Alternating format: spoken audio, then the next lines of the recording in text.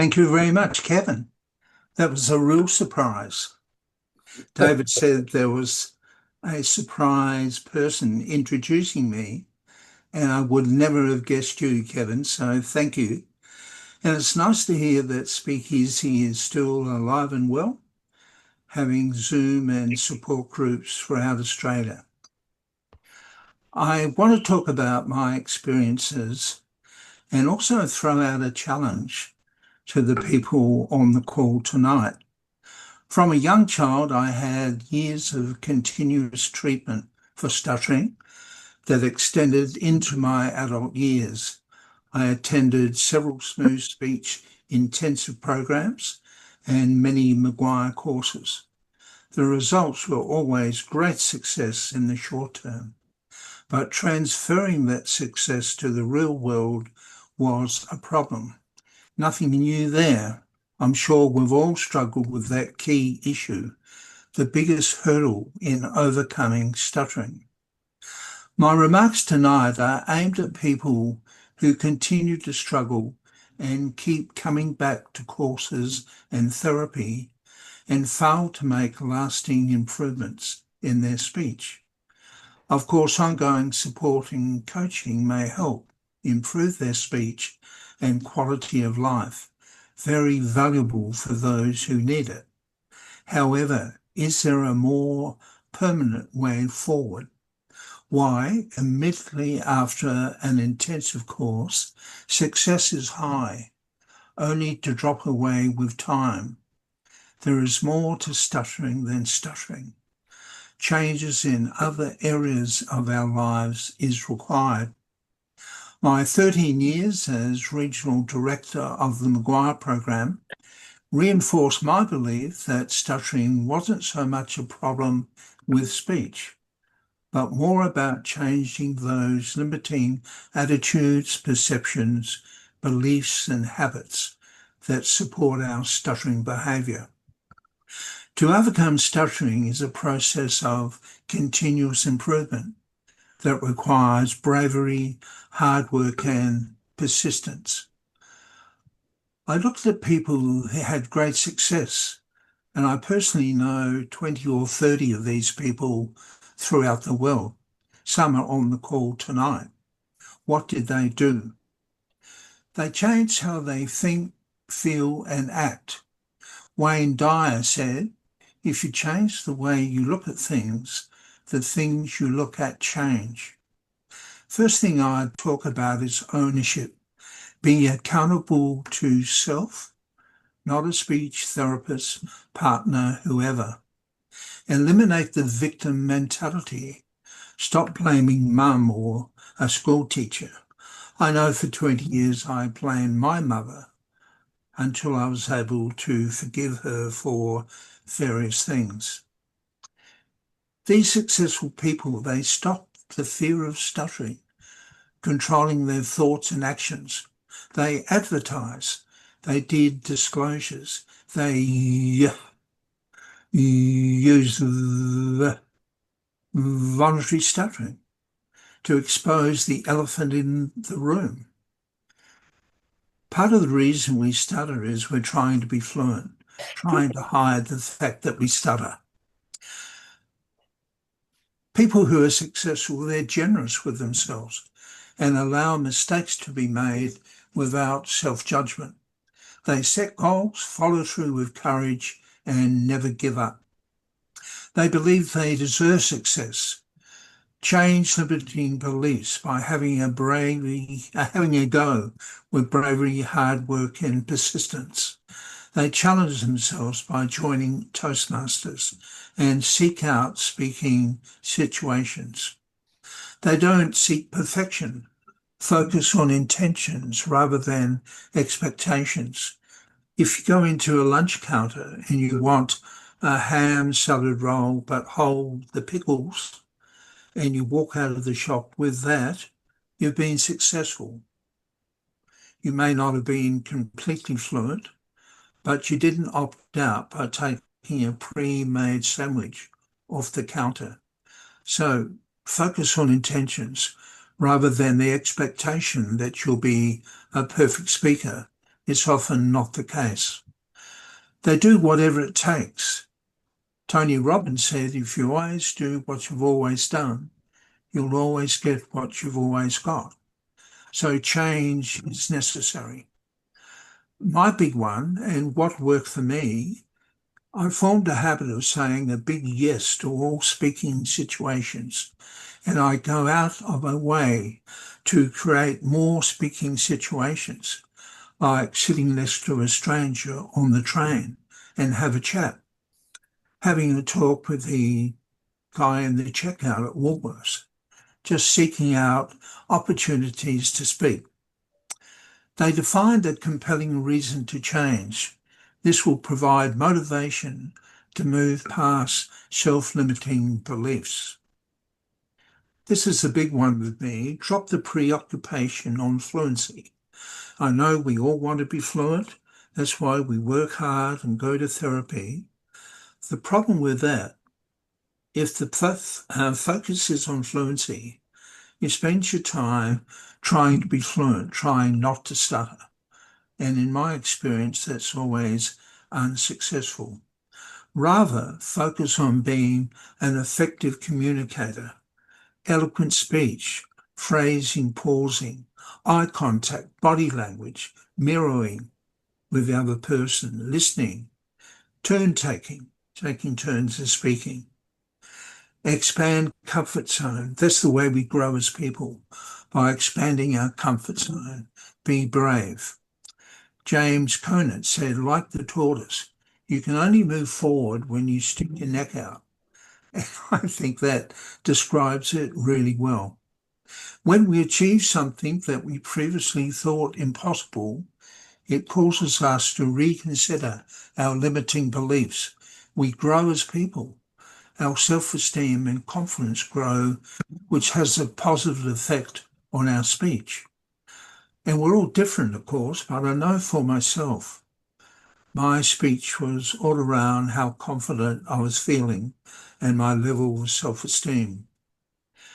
Successful people, they silence their critical voice and negative thinking, develop the habits of never allowing negative thoughts to exist, immediately change them to positive thoughts. Got a friend in the UK, Alan Badminton. His favourite saying was, I never dwell upon negative thoughts for more than a flickering of a candle, which I really liked. Question negative thoughts by asking, is there evidence my thought is true? Possibly just my tainted perception or opinion. Is the event in the past? Learn from it, but then move on. Am I worrying about something outside of my control? Why would you? You can't change it. How useful is my thought? What does that thought do for me? Who is it hurting? And if it's only hurting you, why would you do that? How bad is it? Am I making too much of it? Will it be relevant in the future, next week or next month? The other thing they do, they're willing to fail repeatedly. Be prepared to fall off the bike and then get back on. Treat the relapse as an opportunity to learn, not as a failure, and do better next time. Eliminate the need to be a perfect speaker. I don't know a perfect speaker. All speakers are imperfect in some way.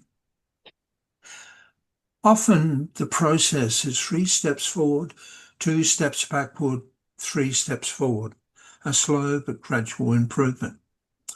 Successful people, they do the important things first, not the easy things.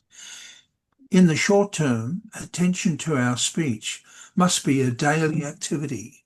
Technique, breathing, expanding your comfort zone, personal development. Certainly a technique may be required initially to start having success in speaking situations and help to redefine our beliefs around speaking. When does relying on technique become a trick or a safety behaviour? To explain that, if I had a bung leg and I had to use a cane to get around, unless I park that stick in the cupboard, and try to walk normally, I'll never know if I need the stick or not. So be careful about relying on technique. It can develop into a trick or a safety behavior. In time, that varies for every person, of course. Hopefully, smooth and flowing speech is possible with technique in the pocket to be used when and if required. My technique I keep in my pocket is phrasing and pausing. If I'm feeling a little bit edgy, I just drop back to about 5 words per breath with a nice pause in between. And within a paragraph or two, I'm feeling strong again. I'm sure for some people, person who stutter, their stuttering is so deeply ingrained and the fear of stuttering so intense, they choose to use exaggerated technique permanently.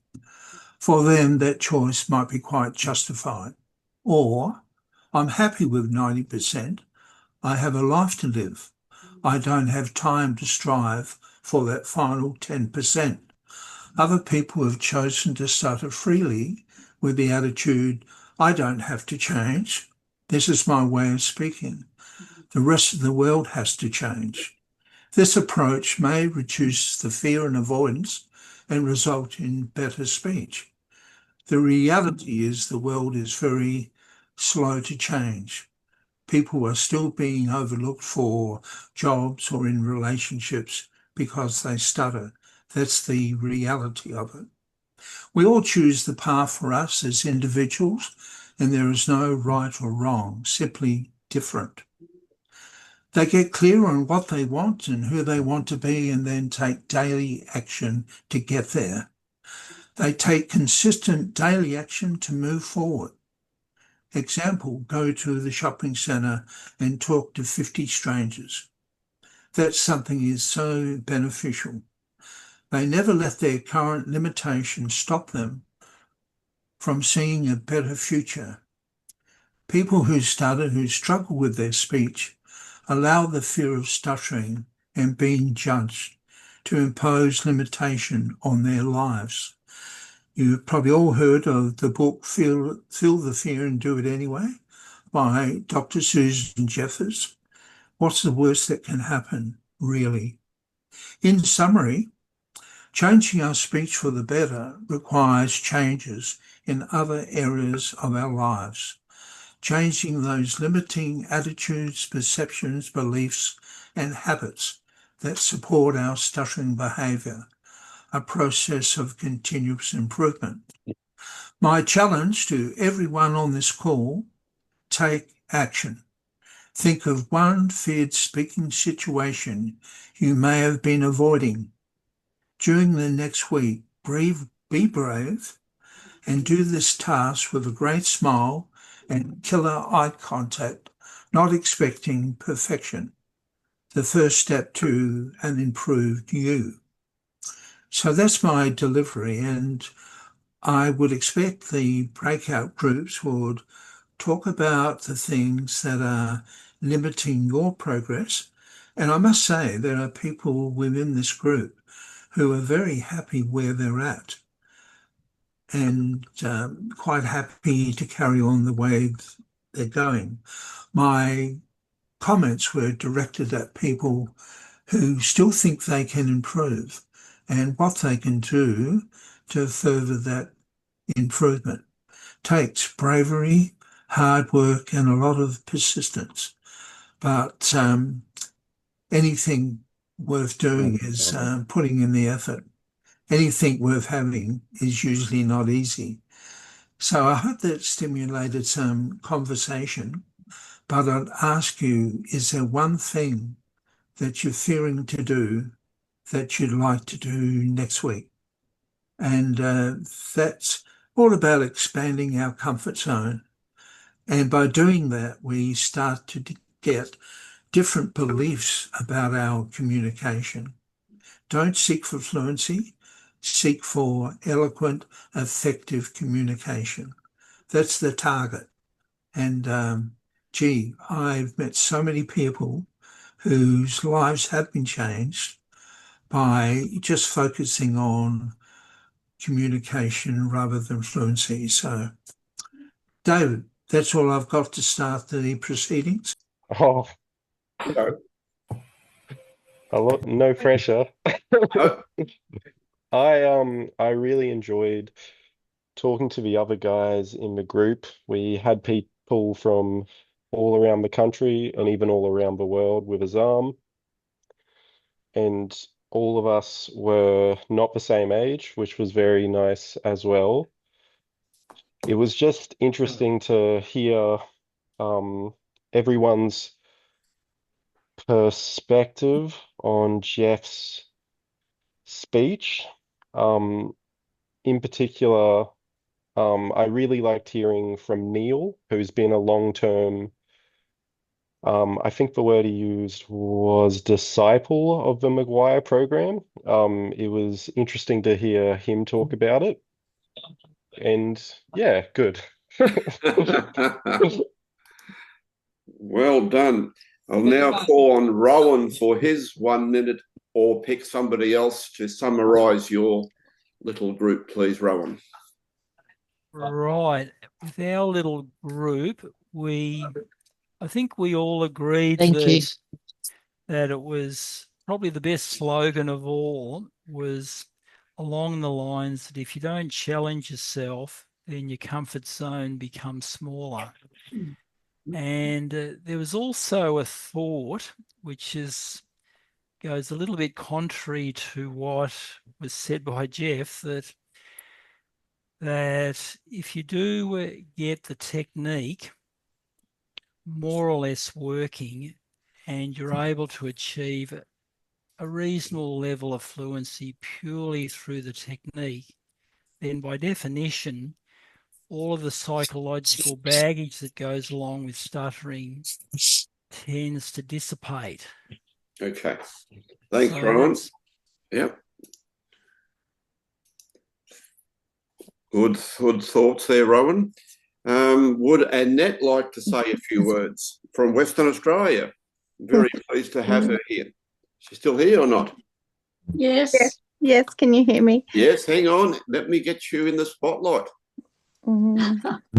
Go. I was just saying my phone's flat, so I'm having to hold it in a very awkward position. So our group, pretty much talked about what Jeff presented to us. We all pretty much agreed. There wasn't sort of anyone that had any issues. We're sort of agreed with everything Jeff said. Then we just sort of talked about some of the techniques we use. For example, I slow down when I need to. And then we sort of got sidetracked on other things. Well done. Well done. The next person I have is Jodie. Is Jodie still here? Don't hear her voice. Somebody else in her group then, please. Pick a volunteer. Nobody? Well, we'll move on to, is Alex still here? Or does Alex have to go too? No, Alex had to go. Okay. Anybody in her group? Our group just talked about different ways or techniques we use to maintain our speech, which was interesting. And then Jeff came along and shared a few little techniques that he uses. All right. Anything else, Paul? That's fine, though. That's enough. Yeah, it was a very constructive group. Okay. And Lisa, who was in your group? You must have loads to share. Quite a few of us. Oh, we talked about so much. I don't know where to start. 1 minute. Yeah, we talked about the comfort zone thing, and that if you're not making mistakes and if you're not having a bad day, as I put it, because, you know, there's no such thing, then you're spending too much time in your comfort zone. And that doesn't just go for people who have a stutter, it goes for absolutely everybody. And I was saying, you know, my team at work, I say to them, if you're not making mistakes, if you go a whole week without mistakes or a bad day, as you might perceive it, then, you know, you're not delivering the best of yourself that you can because you're sticking in your comfort zone. So we talked about so much else as well. Basically, that what Jeff said, I was so thrilled that it was recorded because I've got plenty of people I'm going to share that with, because what Jeff was saying is applies to any goal that you might have. All of those things he said, if you want to change anything about your life or yourself or your goals, then all of those things he said apply. So I think everybody should re-listen to that recording. Great. Right. All right. Jeff, would you like to give us till 10 past 2 minutes any thoughts and then the challenge or the topic for the last breakout session, please? Okay, well, I certainly enjoyed popping into the breakout rooms and met so many people I've known for so long. And I thought the discussions were very interesting and positive. And the subject of expanding comfort zones came up quite often, I think. And I think that's the secret. If you don't expand it, it's going to shrink on you and you lose self-esteem and self-confidence. But I encourage many to believe in themselves and stretch themselves and take a few risks. If you don't stick your head up, you won't achieve anything. You'll just need to be brave and have a go, I think. But Rowan had a really interesting point, which I agreed with. If you expand your comfort zone and challenge yourself and you stutter out of control, that's not going to do much for your self-esteem and self-confidence. So you need to use a good practice technique to start to have success in situations you would normally avoid. So that's how expansion of the comfort zone happens, I think.